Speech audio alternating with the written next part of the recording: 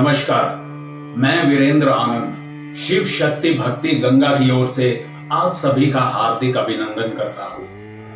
तो भक्तों, आज फिर मैं एक बार आपके सामने लेकर आया हूं एक सुंदर सी कथा, जिसका वर्णन करेंगे आदरणीय पंडित गोल्डी शर्मा जी।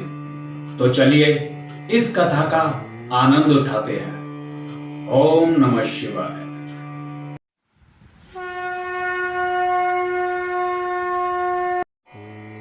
ओम नमः शिवाय।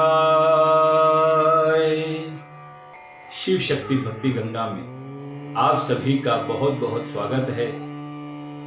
आज मैं कोई कथा लेकर नहीं आया हूं। आज मैं एक ऐसी बात के साथ आपको अवगत कराने आया हूं कि लोग इस मोह माया में इस तरह फंसे हुए हैं कि वो सोचते हैं कि हम व्रत रख के मोक्ष को प्राप्त कर लेंगे, पूजा करके मोक्ष को प्राप्त कर लेंगे, तिलक लगा के या माला जप कर हम मोक्ष को प्राप्त कर लेंगे।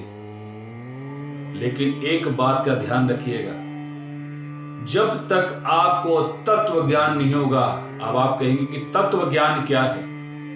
तत्व ज्ञान ये है कि हम कहते हैं कि भगवान, हम बाहर भगवान ढूंढने जा रहे हैं। भगवान के शब्द कितने हैं? 5। भगवान। और हमारा जो शरीर है वो 5 तत्वों से बना है। हमारे हाथ की उंगलियां भी 5 हैं और भगवान के शब्द भी 5 हैं। जरा इनका अर्थ देखिए। अगर इन शब्दों को अलग अलग करके देखेंगे तो भा यानी कि भूमि, ग यानी कि गगन, व यानी वायु, आ अग्नि, न नीर, यानी कि ये 5 तत्वों से वो ईश्वर नहीं बना, हम बने हैं। तो भगवान कहाँ है? हम हैं, यानी कि हमारे भीतर जो ईश्वर बैठा है, जो आत्मा बैठी है, वही भगवान है। हम अपने आप को तो पहचान नहीं पाते और बाहर जाकर हम ये देखते हैं कि बाहर भगवान बैठा है। जब तक हम अपने आप को, अंतरात्मा को नहीं पहचानेंगे, बाहर जितना मर्जी हम भटक लें, हमें भगवान नहीं मिलेगा, ईश्वर नहीं मिलेगा, हमें मोक्ष प्रदान नहीं होगा, हमें मोक्ष की प्राप्ति नहीं होगी।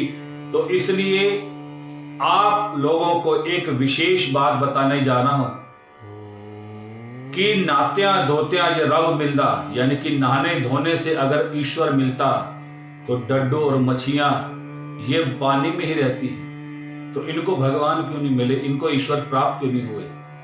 कहते हैं कि एक दिन निर्जला एकादशी रखने से ईश्वर की प्राप्ति हो जाती है। इतनी एकादशियां रखने से वो एकादशी का फल प्राप्त हो जाता है।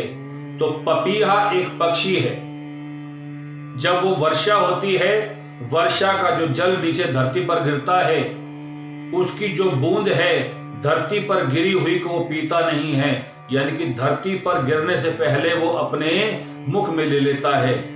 तो वर्षा तो रोज नहीं होती, यानी कि हमसे बड़ा तो व्रती वो ही है, तपस्वी सबसे बड़ा वही है। तो उसको मोक्ष प्राप्त क्यों नहीं हुआ? और हम एक दिन की निर्जला एकादशी रखकर हम सोचते हैं कि हमने बहुत बड़ा पुण्य कमा लिया।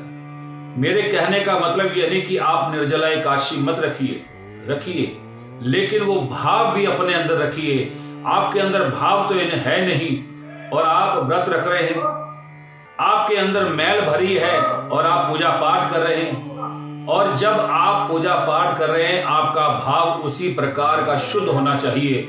जिस दिन आपको तत्व ज्ञान हो जाएगा, जिस दिन अंतर आत्मा आपकी शुद्ध हो जाएगी, उस दिन यकीन मानिए आपको ईश्वर प्राप्ति अवश्य होगी।